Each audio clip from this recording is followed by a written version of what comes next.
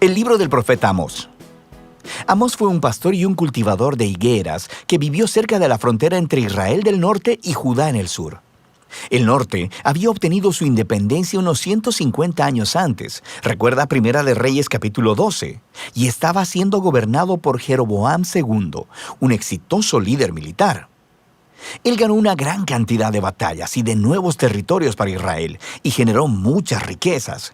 Pero a los ojos de los profetas, él era uno de los peores reyes. Su riqueza lo llevó a la apatía y a permitir la adoración idólatra a los dioses de Canaán, lo que lo condujo a la injusticia y a ignorar a los pobres, y llegó a un punto en que Amós no pudo soportarlo más. Él sintió que Dios lo llamó a ir hacia el norte, hasta Betel, una ciudad importante que tenía un gran templo, y empezar a anunciar la palabra de Dios al pueblo.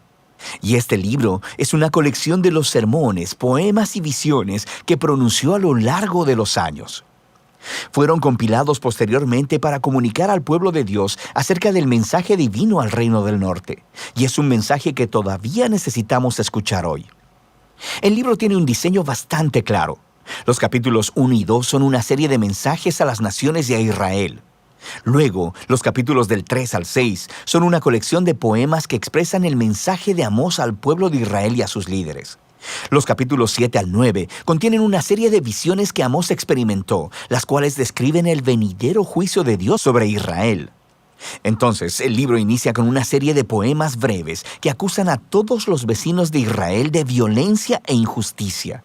Y esto es un poco extraño, porque la primera oración del libro dice que Amós va a hablar contra Israel. Pero mira cómo funciona esto. Conforme Amós está nombrando todas estas naciones vecinas, puedes ir a un mapa y ver que él está creando un círculo. Y cuando termina, Israel queda justo en el centro, como un blanco en la mira. Y sobre Israel, Amós desata una acusación poética que es 3 veces más larga e intensa que todas las demás. Él acusa a los ricos de Israel por ignorar al pobre y permitir graves injusticias en su tierra. Específicamente al permitir que el pobre sea vendido a la esclavitud y luego le niegan el acceso a la representación legal. Y Amós pregunta, ¿es esta la familia a quien le fue una vez negada la justicia y quien fuera esclavizada en Egipto? ¿La familia que Dios rescató de la opresión y la esclavitud?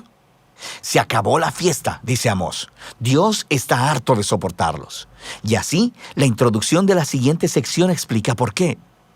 Dios dice, los escogí a ustedes, Israel, de entre todas las familias de la tierra. Esta es una alusión a Génesis 12, sobre cómo Dios llamó a la familia de Abraham para convertirse en bendición de Dios para todas las naciones. Y entonces, dice Dios, esta es la razón por la que los castigaré debido a sus pecados. Israel tenía un gran llamado que venía con una gran responsabilidad, así que su pecado y rebelión les traerían grandes consecuencias.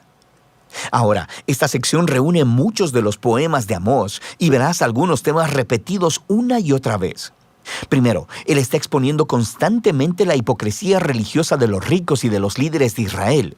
Él describe cómo ellos asisten fielmente a las reuniones religiosas, dando ofrendas y sacrificios, todo mientras descuidan al pobre e ignoran la injusticia. Y Amós dice que todo esto es una farsa, que Dios en realidad odia la adoración que ellos le profesan, porque está completamente desconectada de la forma como tratan a las personas. Dios dice que una verdadera relación con Él transformará las relaciones entre las personas. Y así, el llamado de Amós a la verdadera adoración es el permitir que el juicio fluya como las aguas y la justicia como una corriente inagotable. Ahora, estas 2 palabras son muy importantes para Amós y de hecho para todos los profetas. La justicia, en hebreo sedaká, se refiere al estándar de rectitud, a las relaciones equitativas entre las personas sin importar sus diferencias sociales. Y juicio, en hebreo mishpat, se refiere a acciones concretas que tomas para corregir la injusticia y crear justicia. Así que ambas deben permear la vida del pueblo del pacto de Dios como un río turbulento llena un cauce seco. El siguiente tema es la repetida acusación de Amós de la idolatría de Israel. Recuerda, cuando el reino del norte se separó del reino de Judá, su rey construyó 2 nuevos templos para competir con el de Salomón en Jerusalén y colocó un becerro de oro en cada uno. Recuerda Primera de Reyes capítulo 12. A partir de entonces, Israel no hizo más que acumular más ídolos, adorando a los dioses del sexo, el clima y la guerra. Y en la perspectiva del profeta, la adoración a estos dioses siempre llevaba a la injusticia, porque estos dioses no requerían el mismo grado de justicia y rectitud que el Dios de Israel, sin mencionar que estos dioses eran ellos mismos inmorales, pero no el Dios de Israel. Él es diferente. Así que Él puede decirles de una vez, búsquenme para que vivan. Y justo después de eso decirle a Israel, busquen el bien, no el mal, para que vivan. Así que la verdadera adoración al Dios creador de Israel es sinónimo de hacer el bien, de la generosidad y la justicia. Y así, el tema final en estos capítulos es que debido a que Israel y su rey han rechazado a Amós y a los otros profetas, Dios traerá el día del Señor. Este es un grande y terrible acto de justicia sobre Israel, y específicamente, Amós predice que una nación poderosa vendrá, conquistará y destruirá sus ciudades y llevará al pueblo al exilio. Y sabemos que esta predicción se hizo realidad. Alrededor de 40 años después, el imperio asirio atacó e hizo exactamente lo que Amós había dicho. El libro termina con una serie de visiones que Amós experimentó, y son representaciones simbólicas del venidero día del Señor. Así que él ve que Israel es devastado por una plaga de langostas, y luego por un fuego abrasador, y luego son tragados como una fruta madura.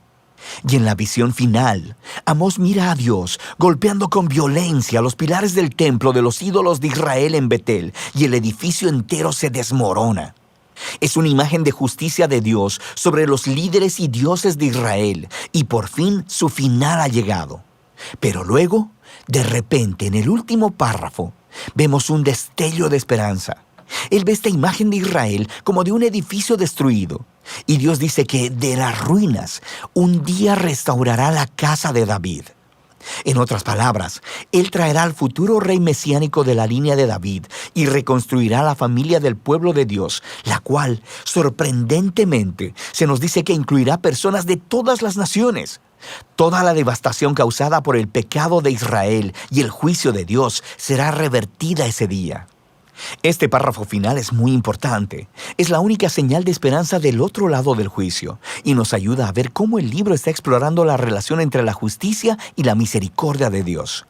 Dios es bueno. Él debe confrontar y juzgar la maldad que está en Israel y en las naciones.